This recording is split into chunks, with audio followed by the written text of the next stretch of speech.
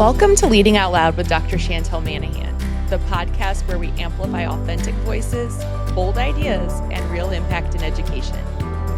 I'm a K-12 CTO, education consultant, and proud forever learner.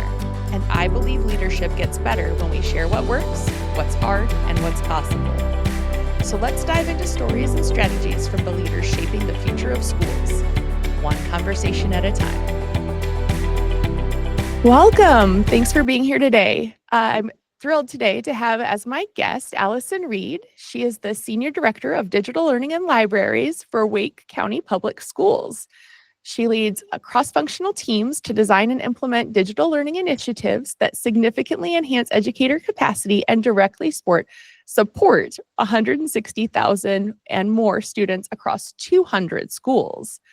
Her focus is on seamlessly integrating cutting-edge technology with instructional best practice, driving tangible innovation and measurable impact at scale.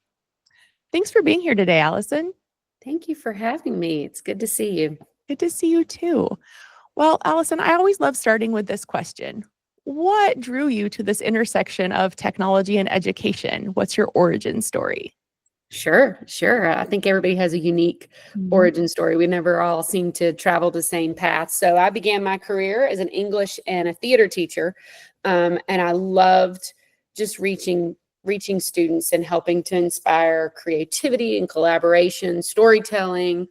And it was the way that I hooked kids and built relationships and built trust with students to pull them into something that was bigger and deeper than them. And so over time, I recognized that technology could serve that same purpose. It was a hook. It was never about devices or applications, but it was a way that you could reach students where they were. You could give them a voice. You could break down barriers and access to opportunity. And for me, it was a way to hook them and get them engaged and involved. And so when I realized that, it really changed the trajectory of my professional work. And I didn't leave the classroom because I wanted to stop teaching. I just saw a great opportunity to be able to scale the parts that I loved about teaching. And for me, it's always been about connection and purpose and making spaces for students to thrive and grow and be their best selves. So that's kind of how I got here.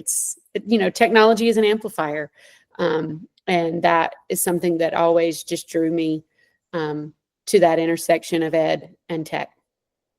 It sure is an amplifier. And I think that's a pretty common origin story. I was a technology-focused teacher or a technology-friendly teacher. And when you are that person, it just kind of leads you down that pathway. It does. Well, in the last few months, the last year or so, you've become a really powerful voice for human-centered AI with the consulting work that you've done, the work you've done with your own district.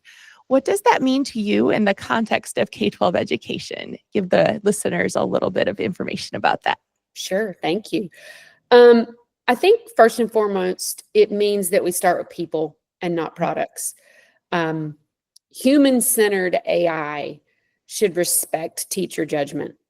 It should honor student identity, and it should support, not disrupt relationships. When it's used well, AI can free up time and mental energy for some of those productivity tasks so that educators can focus on the art of teaching, which is about meaningful connection and responsive instruction, right? Making those connections with kids to do the human thing that we love and has drew most of us to teaching in the first place. It's not about replacing that, right? It's about removing the noise so that we can amplify what is human.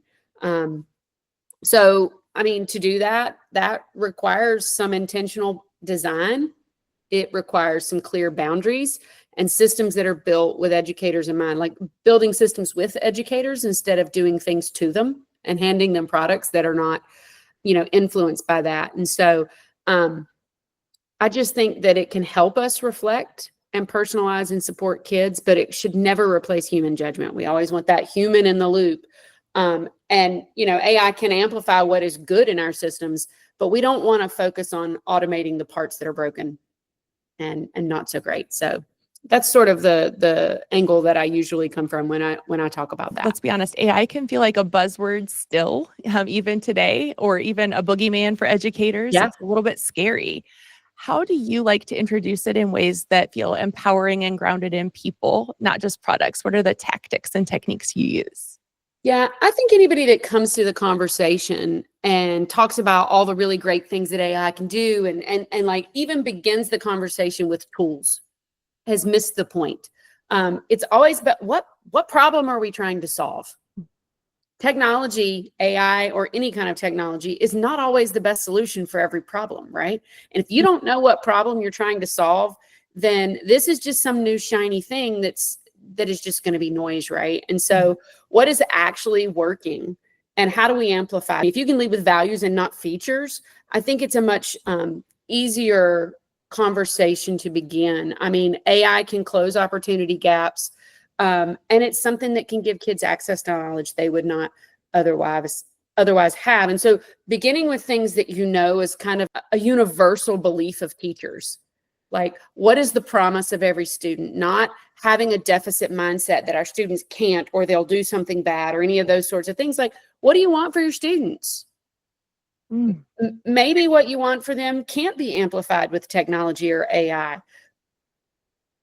But maybe it can. And if that's really what you want, like, and so instead of leading with the tool, right, let's lead with our values and what it is that you want to accomplish and what it is that you want for your students. And I think that changes the, it changes the temperature of the conversation. Same. It reminds me of the early days of one-to-one, right? Where we're like, oh, look at all these tools. There's tools everywhere. Let's go to a session that's 50 ed tech tools in 60 minutes. Tiny. Right. So what does responsible AI look like in your work with school and district leadership? What's a glimpse from behind the scenes of all the hard work you do? Yeah. I think responsible AI means being honest about both the risks and the possibilities. I think it has become a very polarizing topic in not only in the K-12 space, but in all the spaces, right? But we're talking about K-12, and people tend to fall into one of two camps, right? Some people want to move full speed ahead, convinced that AI is just going to fix everything, and let's do all the AI, and let's go, right? And they're going so fast. And then on the flip side of that, there are other people who are fearful of it and resent it and are just looking for both sides are looking for confirmation bias that they're right.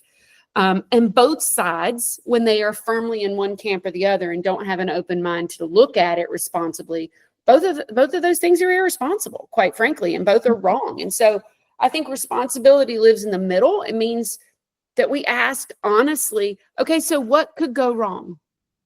And how do we safeguard students and staff? And the flip of that is just as important, which is what future are we preparing our kids for? Are we preparing them for our past or their future? Because we can see where this trajectory generally is going. And so how do we make sure that our students are not left behind? And so I think that the way forward with that is to make sure that you're engaging those cross-functional teams, right? You're bringing in legal, you're bringing in equity, you're bringing in your curriculum departments, your technology, infosec folks, right? It means that you're building policy that is thoughtful, even if that means that it is messy and gets in the weeds and goes slower, right? Take the time to bring everybody on board, right? Addressing that, all of the things that can go wrong and then preparing to respond when it happens, right? Understanding it, because the toothpaste is not going back in the tube, right? It's out. And we got to figure out either how to use it for what its intended purpose is or clean it up. And so I think that innovation at the end of the day is a service to our students. But we owe it to them to move forward with care, with clarity, and with courage in the midst of all of the noise, right? We have to ask the hard questions and be willing to really wrestle with the answers we find together. True. I know so many places still where in school districts and beyond where they seem to think AI is a technology problem or a technology initiative. And we're just one piece of the puzzle. It's a greater puzzle than that. I mean, this patchwork quilt is made up, like you said, of all of those departments, and we need to bring them together because that's what's right for students and it's what's right for our families who are navigating these same things without any guidance as well. So what's one common misconception, Allison, about AI in education that makes you want to roll your eyes, and how do you help shift that mindset? Oh, that one's easy. Well, I mean, the kids are going to use it for cheating, like all the time, right? And this mindset just shows how much we've reduced learning to compliance and what we valued. I had a principal a long time ago, and it was when Google kind of first was on the scene, right? And all the teachers on the staff that I was on, and I'm going to be honest, there were moments I thought it too, but this changed my mindset about it. He said, listen, if you're worried about your students using Google to cheat on your assignment, and you've created an assignment that's happening in, the problem is not your students, and the problem is not Google. The problem is your assignment, and you're going to have to adjust to meet the needs and the current context that your students are learning in, right? And I think it holds true today and stands up to this, the same kind of analogy with AI, right? If a chatbot can complete your assignment for you, then maybe we need to rethink assessment. Are we assessing memorization, or are we assessing mastery? Are we, I think AI is forcing conversations that we've needed to have for years about what deep learning really looks like and how we measure it, right?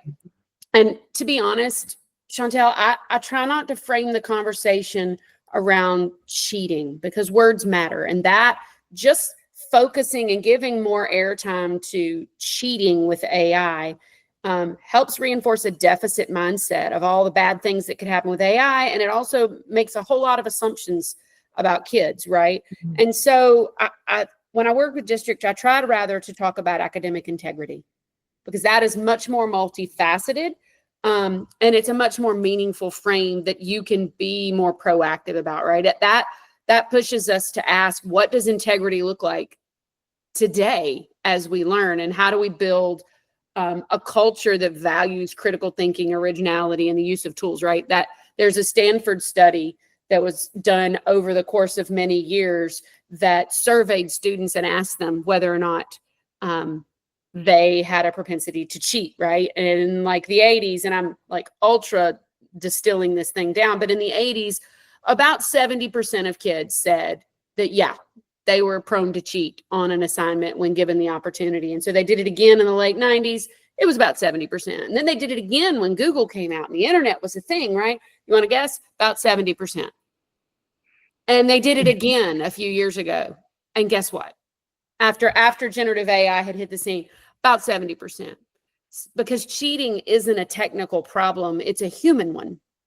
And so trying to input a technical solution on a human problem is ignoring the root cause. That's a culture problem. And we can do some things about culture, but turning AI off or blocking it isn't really going to change that human behavior, right?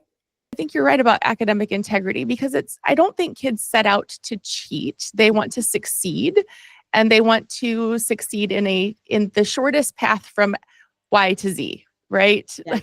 And if they find shortcuts, if they find ways that might be cheating, it's not really the intent to cheat. It's to get things done and to succeed. Well, we always joke, like, when you ask somebody else for an answer or to help you with something and you're adult, we call it collaboration.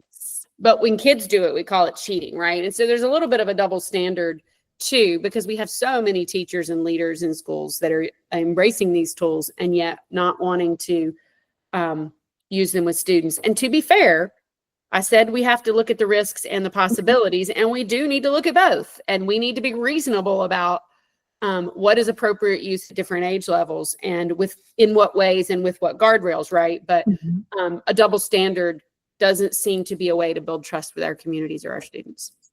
Well, based on all of our conversations so far, I can tell that you're not just leading AI adoption, you're really leading change. And a lot of our technology work is leading change. What's been most important for building momentum and buy-in, especially in a large system like Wake County? Yeah, we're huge, right? 160,000 kids, 200 schools. I always tell people that our district, you need to think about us like a barge, not a speedboat, right? We are not nimble. We cannot change course quickly.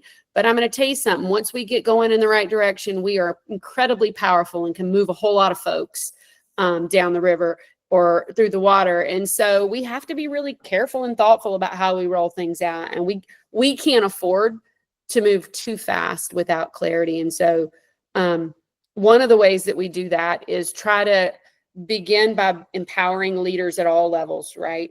But especially in the middle, those educators and trusted leaders who look to others for guidance. We try to build capacity, especially with school and district leaders who have so many priorities, right?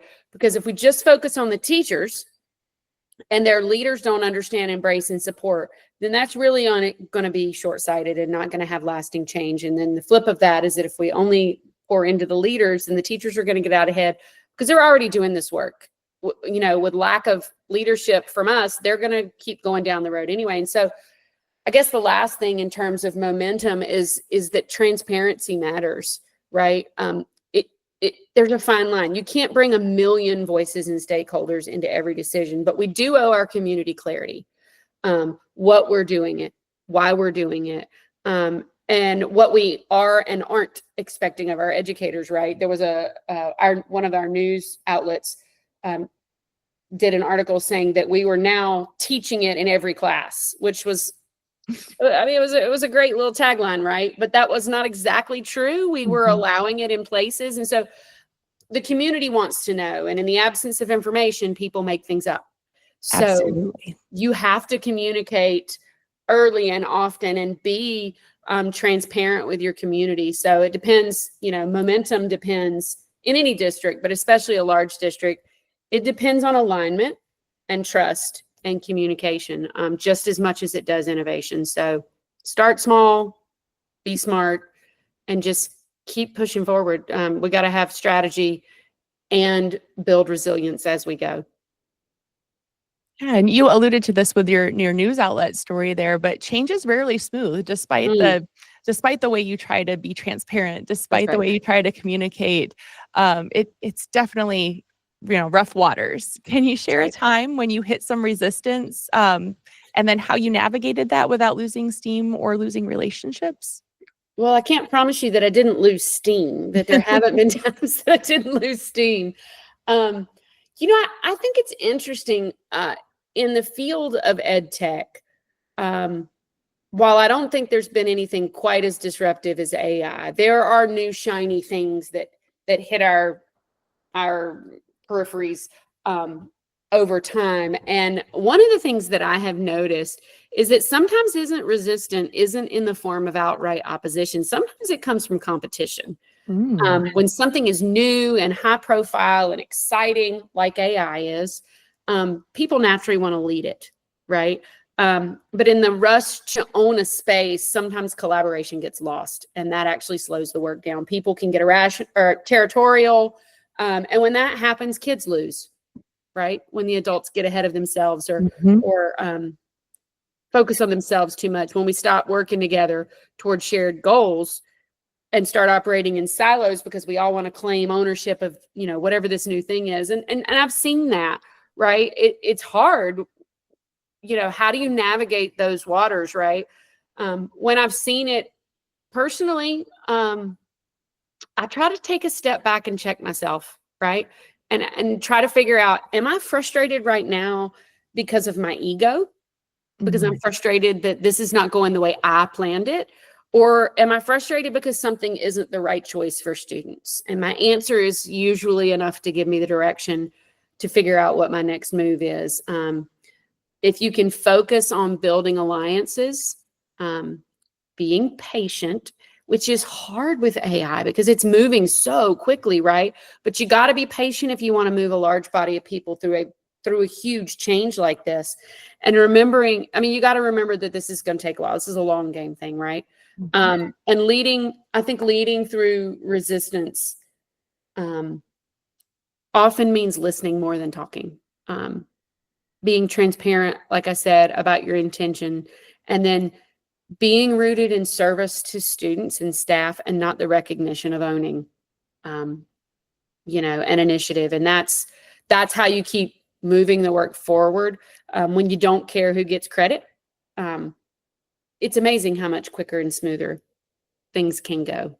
Right. It's almost like you've got the angel and the devil on your shoulder. Is it my Yeah. ego? Is it in service of students? Which one's it going to be? That's right. That's right. So you're talking a lot about trust and relationships here, and the role that they play when you're trying to bring innovation into deeply human systems like schools.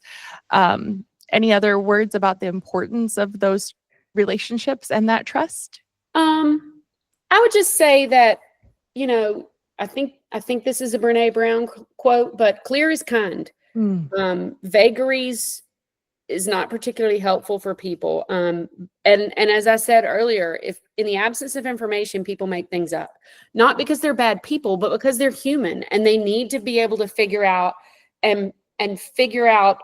how to make sense of things, especially in times when things are changing so rapidly. So you can't always share every detail about what's coming, or, contracts, or lots of things. We can't always share all the details, but you can be transparent about direction. And the earlier and the more often you can do that, the more you can build your own credibility. It lets people know that they can count on you to share both the good stuff and the hard stuff.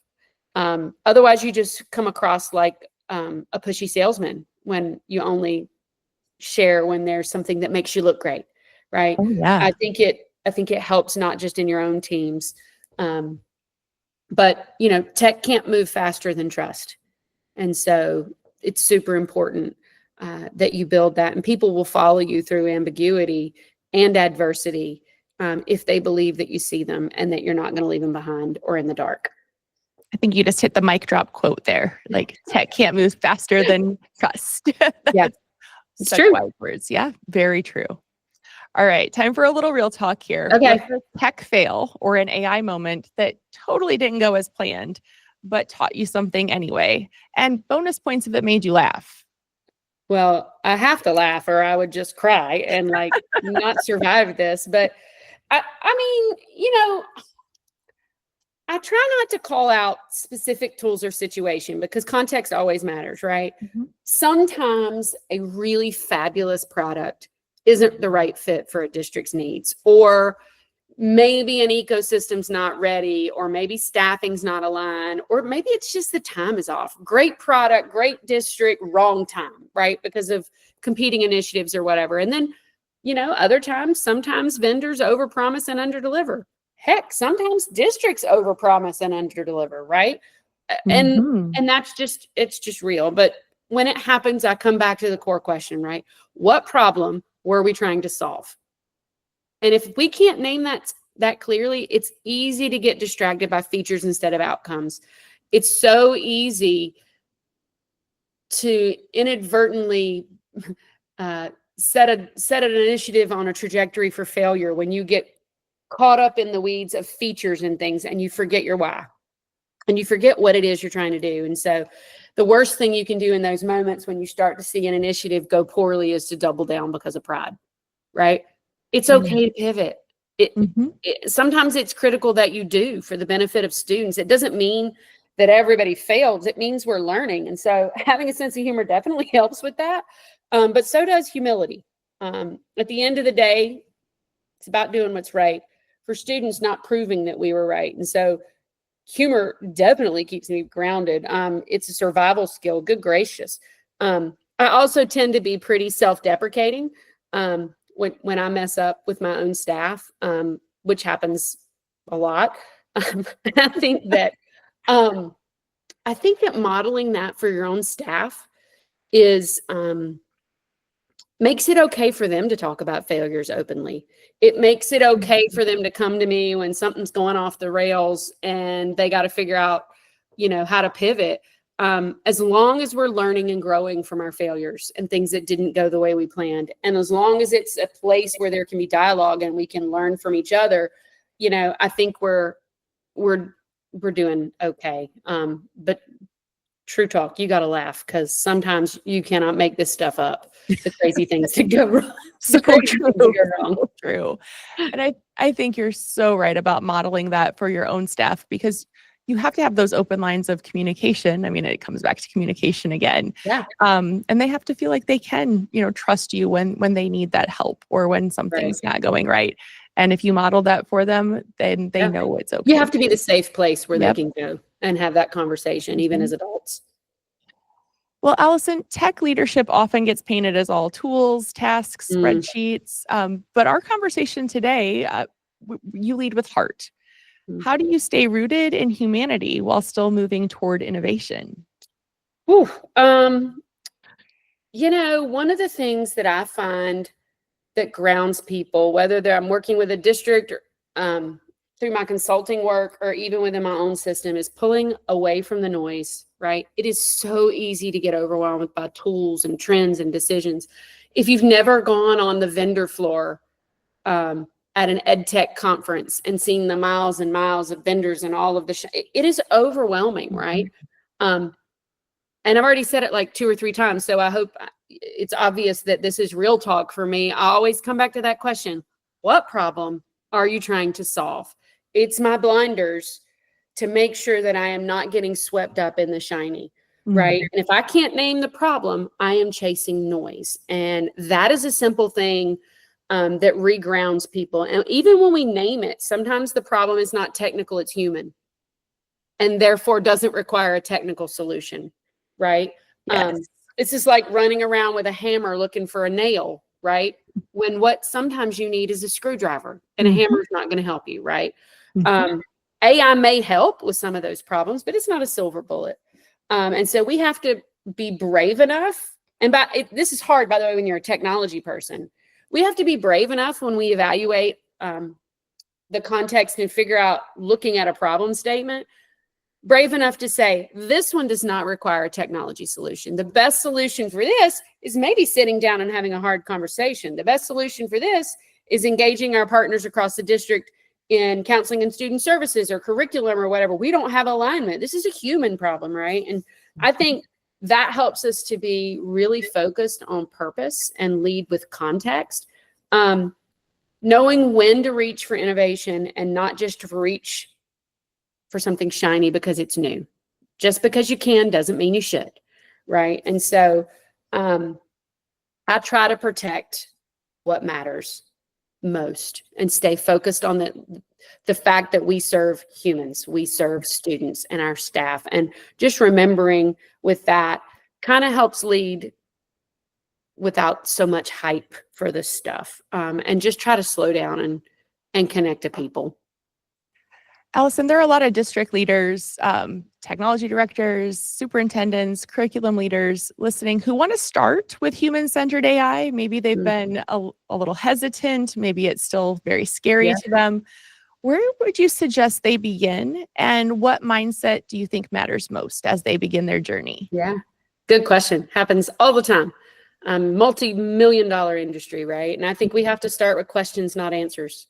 It's like the analogy I just said, running around with a hammer looking for a nail. We have to figure out, what questions are we trying to answer?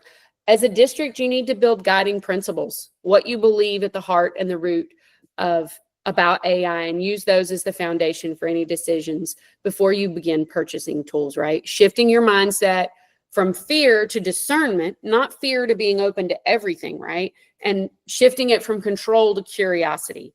It's not about being first, right? It's about being intentional. And our goal in this work is to prepare kids for their futures, right? And so that means acknowledging that their world's going to look really different than the one that you and I grew up in. Of course, every district I have ever been into has a strategic plan and a vision and a mission statement, right? But if those are going to be more than words on a page, our actions have to reflect those values. And rarely does a strat plan or mission and vision statement have the words AI in it, right? Because that's not foundational to what we do. And so any work you're doing in this space has to be in service to those values, right? And we just can't make choices based solely on what is easy for adults. That is easy to say and hard to live out, but we have to center students in our decision making around AI and around tech in general. But when we can be committed to looking at the long game for students, your mindset shifts a little more easily. It becomes less about managing the tech and more about leading with purpose. Keep the main thing the main thing. Like, why are we here? as educators. Mm. And then choose tools that serve that purpose, right? There is very little that I would encourage a school system to spend money on right this second for a few reasons. Number one, budgets are really tight right now. And number two, what was a premium feature 6 months ago is now free in places, right? And it's just going so quickly. I believe that patience is a virtue. And we sign, for the most part, 1-year contracts. And 1 year in the scheme of AI is a long time. And so patience is a virtue, curiosity and discernment win the day. That's great advice for leaders as they embark on this journey and try to navigate this space. So you've been on the forefront of AI in education. Looking ahead, what are you most excited about for the future of AI in education? And then on the flip side, we talked about those two sides, like the excitement side, the caution side. So what are you most excited about? And what cautions would you offer as we move forward? Yeah, the risks and the possibilities, right? What excites me the most is the potential for AI to close achievement gaps we've been trying to close for years, right? But that's only going to happen if we use it responsibly. But it could be an equalizer if it was applied with equity and access for all in mind, and with the idea that we need to build digital literacy. We've known that for years, by the way. I think just like the conversation about assessment, I think AI is going to force some of those conversations that we've needed to have into the forefront more. And that's exciting to me because it needs to happen. But it also, of course, comes with risk, right? I'm concerned that without intentional teaching, we're going to default to using AI as a shortcut, right? If we don't teach students and staff how to use it intentionally, we got to focus on building digital and AI literacy. And we can't just decide it's too hard to teach and opt out, right? If we do that, I worry that it is going to be a tool for convenience and complacency. And then it could do damage, right? We have it whether we want it or not. Kids have access to it whether we want it or not. And we've got an opportunity, in my opinion, a responsibility to teach it. And, I also worry about things like deepfakes, bias, and misinformation, of course. But all of those things become more manageable if we're teaching that digital literacy and actually doing our part to educate our communities, even the larger communities, on how the systems work. There's not a finish line we're going to cross on this, right? And I think if we can adjust our mindset that this is the thing we're going to need to teach, the kids and the teachers and the families about the one-to-one thing and teach them how Canvas works, then we're going to do that, and there's going to be an end to it. This is not that. No. Right? There's no finish line when we're going to get it figured out. Not even if we had a magic wish that we could, ask for there. But I think that the key here is to treat AI literacy as a continuum. Change is the new normal, right? Yes. And the faster we move, the more grounded we have to be. But it's exciting, right? It's here either way. And I just believe we should capitalize on it for good. Well, Allison, as we're wrapping it up, you're doing bold work in a big system. So I want to know what keeps you inspired to lead out loud the way you do, especially when change can feel slow or it feels like there's a lot of resistance. Yeah.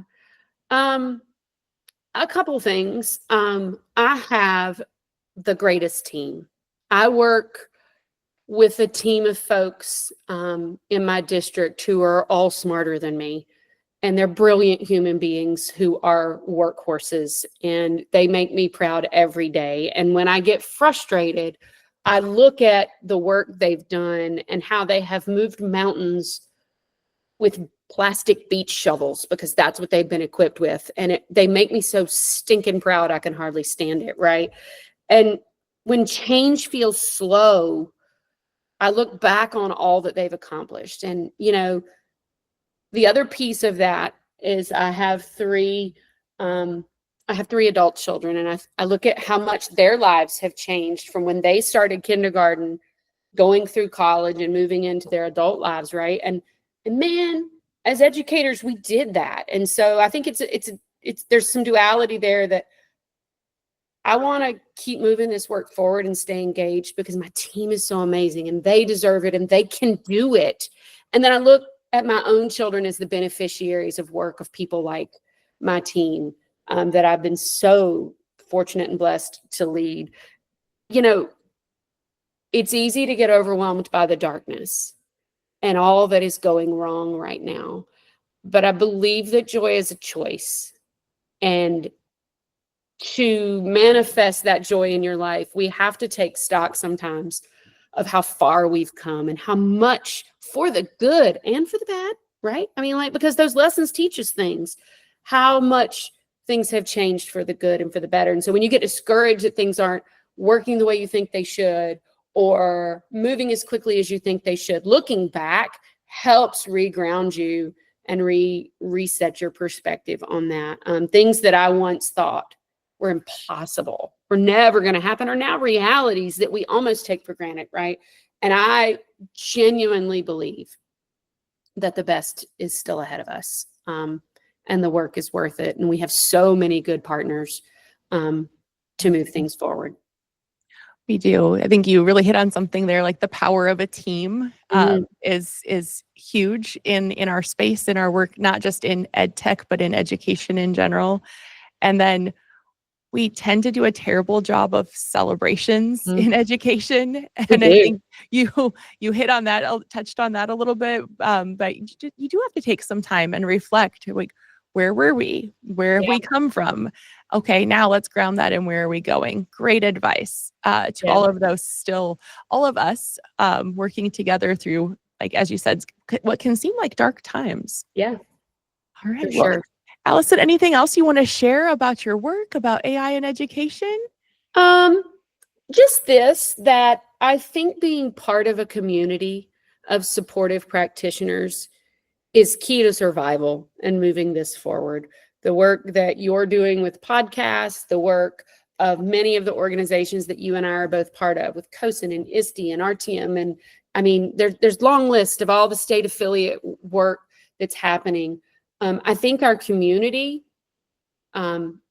is so powerful and so necessary, especially as things are hard, right? And so grateful to you for your part in that, but grateful to the many, many people who are part of my group of folks who keeps me energized and motivated. So thanks for this. No, thank you for being a guest, Allison. Thanks for sharing all of the great work that you're doing, your great perspectives. You've been, with your consulting work, working with districts big and small, leading them through all of these changes and trying to guide them, make sure the main thing stays the main thing. So I appreciate your time today and all that you had to share with the audience. Thanks so much. Thank you. Thanks for joining me on Leading Out Loud. If today's conversation sparked an idea, made you smile, or reminded you that your voice matters, I'd love it if you'd subscribe, share, or leave a quick review. And remember, your leadership deserves the mic, your story deserves the spotlight, and learning should always come with a little laughter. Catch you next time.